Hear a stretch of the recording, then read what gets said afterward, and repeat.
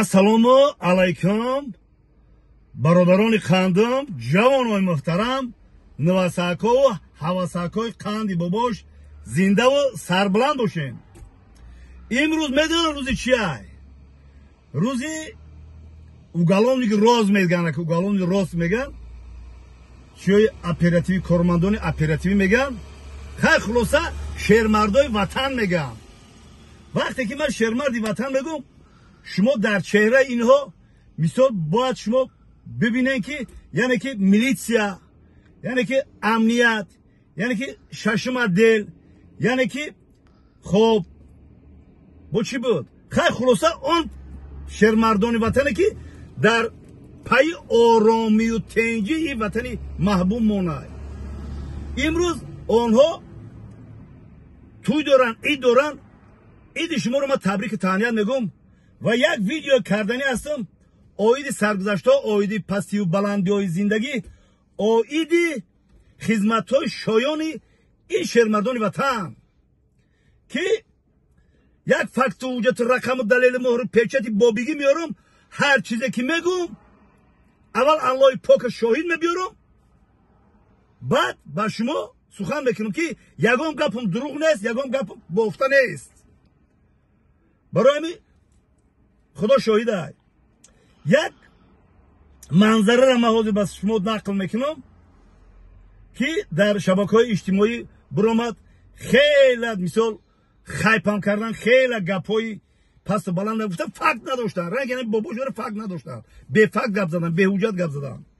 یعنی که جین در وحدت در دهه خوجبای قل، اون چیزی که من دیدم با چشم خود دیدم، رفت موجد نوار کردم که او رو من روی اکران میبرم و من میدیدم که در اینجا شهرمردانی وطن گفته گذاشتم باور که یک حالت دن هوایو که نمیدونن همین مردم چقدر آرام کنن.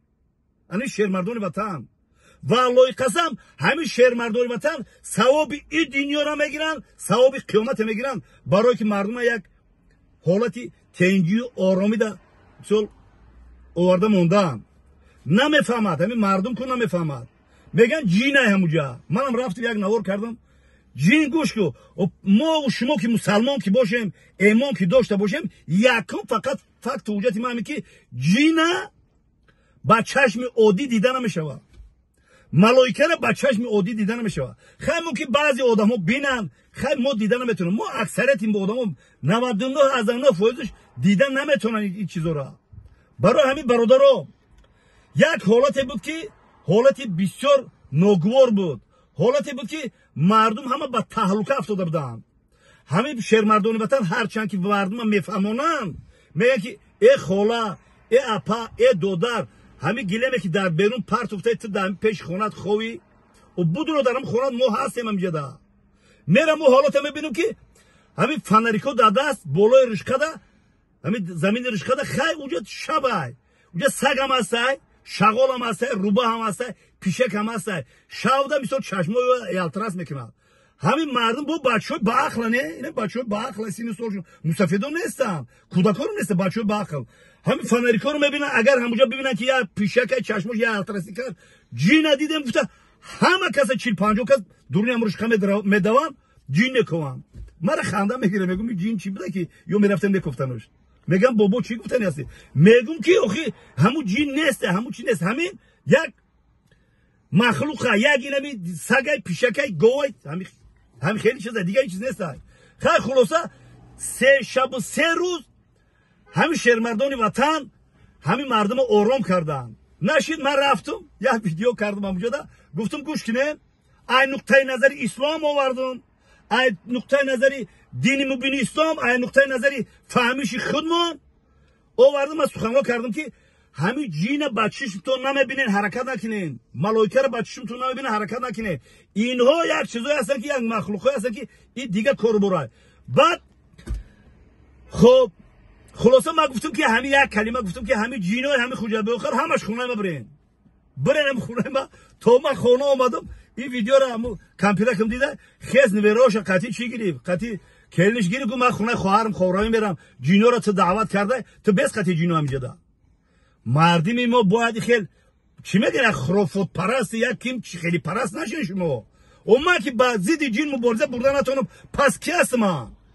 برای همین شهرمردان وطن احسن به شما، ما از شما افتخار داریم. حاضر گیوش دلم جینو نیست هیچ گپی دروغ.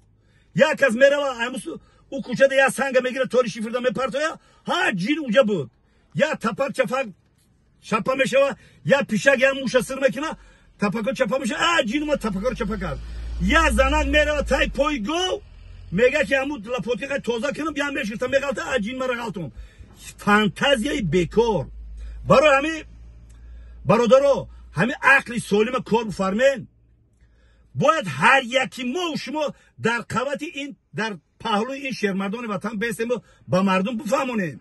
من فقط از پستی و بلندی های زندگی قصه میکنم، فقط وجود رقم قدی قصه میکنم. برای همین همه وقت چی گفتنی هستیم؟ داغو هستیم که الله پاک تاجیکستان عزیز ما رو از این هم گل شکفان کنه.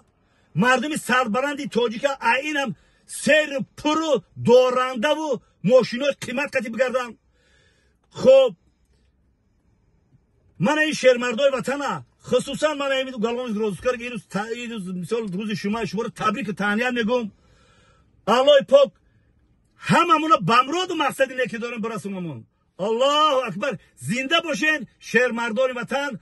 ما پیرانی روزگار دیده، پیرانی پسی بلندی های زندگی را دیدگی، ما همه وقت در قوت شما هستیم برای پیشرفت و ترقیات این سرزمین گل شکفان، برای پیشرفت و ترقیات سرزمین اجدادیمون سعی کوشش میکنیم. همه وقت مقصد شما هستم. زنده و سربلند باشین.